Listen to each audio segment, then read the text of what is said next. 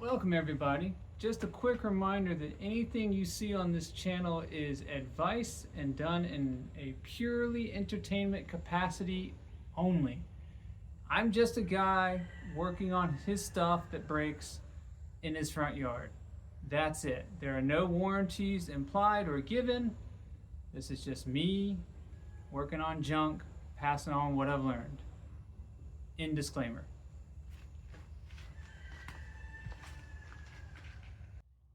Good afternoon, everyone out there in YouTube land. My name is Jared, and this is my channel, Mazda B3K.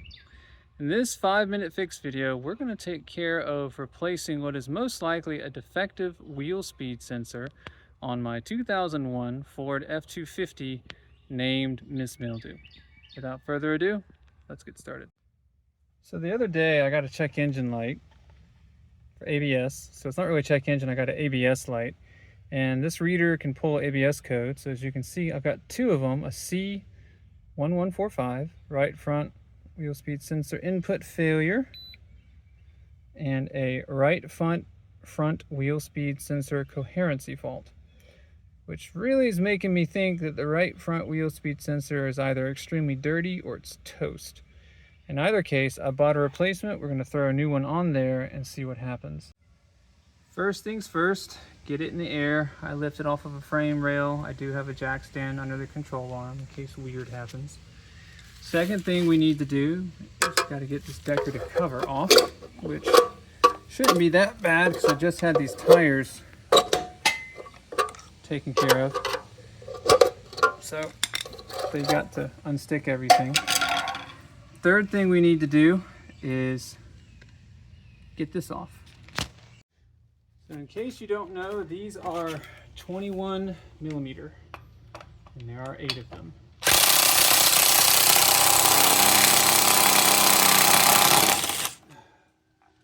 They put them on way too tight.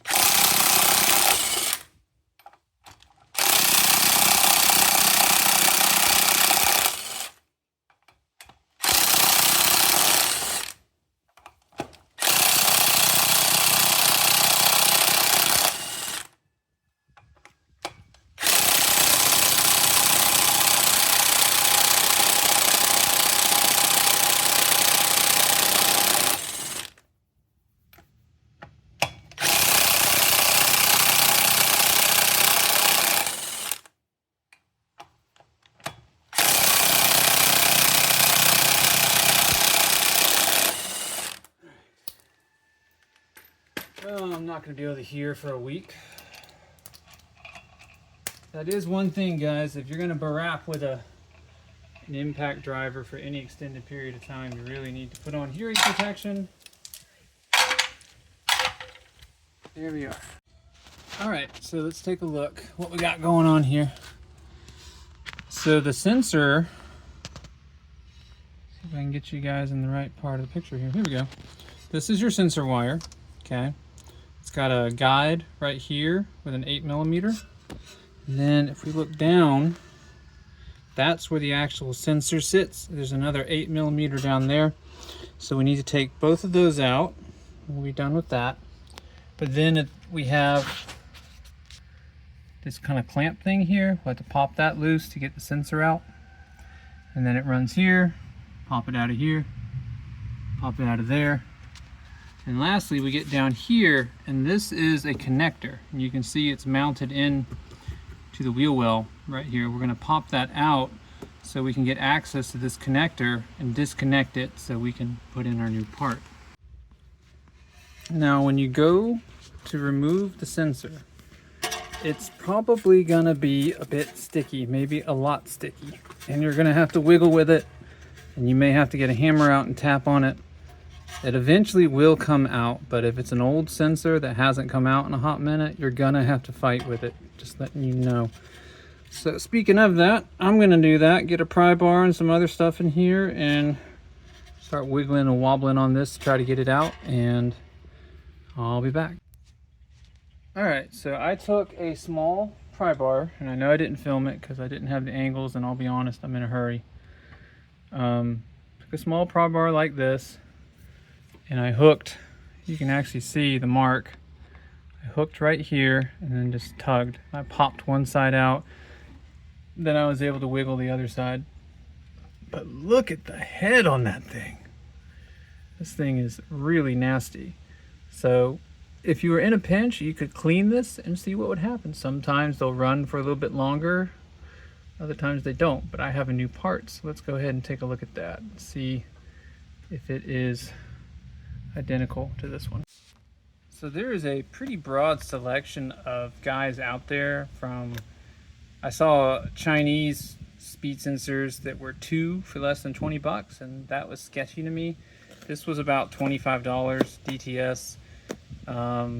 If you look at NTK or higher, more reputable brands, you're looking at the 30s, 40s, up to like $90 for a Motorcraft. So anyway, we're gonna go with DTS, and I would have to look on the list and get you a part number. You can see it's got the long harness, which is what we need. This is the connector that's at the back that's mounted on the wheel well that I talked about a moment ago. We've got all of our little grippy dudes. We can get a new push in. Here is our actual sensor. That does look pretty good. So we'll go ahead and we'll get this guy apart on the old, and then we'll transfer it all over. All right, let's see if we can get this guy out. Which probably won't be that hard. Yeah, there we go. Then we're gonna push down here. Okay, so that's out. And then this guy just plugs into the frame rail. So we're just gonna be mean and do that. And then this guy here, just gently peel those apart. He comes out. This guy over here, again, you just undo the latch. And that's it. Old one's out. So let's go ahead. Let's get our new one plugged in. That we gotta put back on. Because this is gonna come up and around, right? So we want, so this needs to do something kind of like this.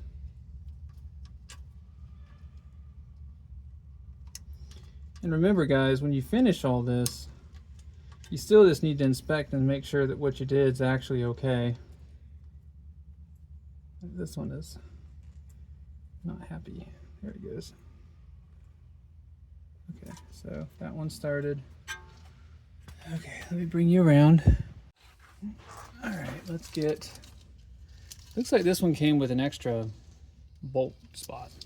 So they probably meant it to work for multiple different vehicles. But we know that goes right there, and we know that ultimately this needs to connect in here, and that this needs to go back into our thing like that. And we know, oh, they put this little thing on there, but this doesn't need to be on here. So we're gonna take that off. And then we're gonna just,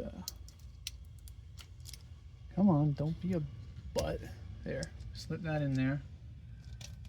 And then that leaves us with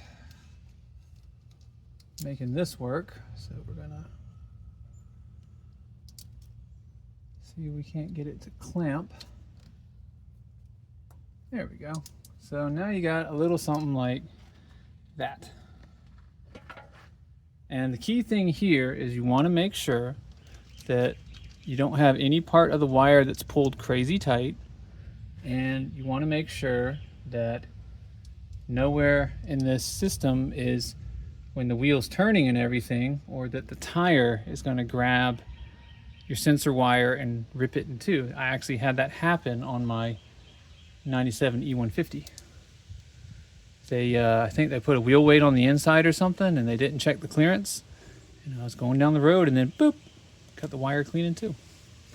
I was not happy because that was a $130 sensor. So Jared was not a happy man. All right, so we've got, it's not crazy tight.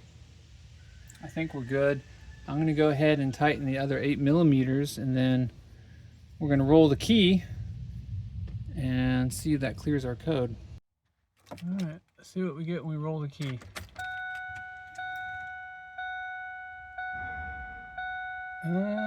Still has the code, so probably the tire's got to turn a little bit before it'll actually clear. So what we'll do instead, see if we can't clear the code from here. ABS, yep, that's my vehicle.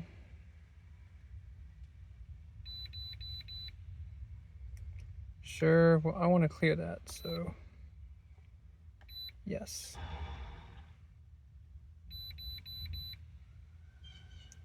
Okay. What do we get? Okay, so the system is happy for the moment. We'll have to get the wheels spinning to see if the ABS computer gets the response it wants. I'll bring that in for you guys in a little bit, but for now, I got to throw a tire on real quick, and then I got to clean up, head out. Going to go pick up a new project for the channel. All right, so here we are, guys. I've got the key rolled forward into the run position, and you'll notice there's no ABS light.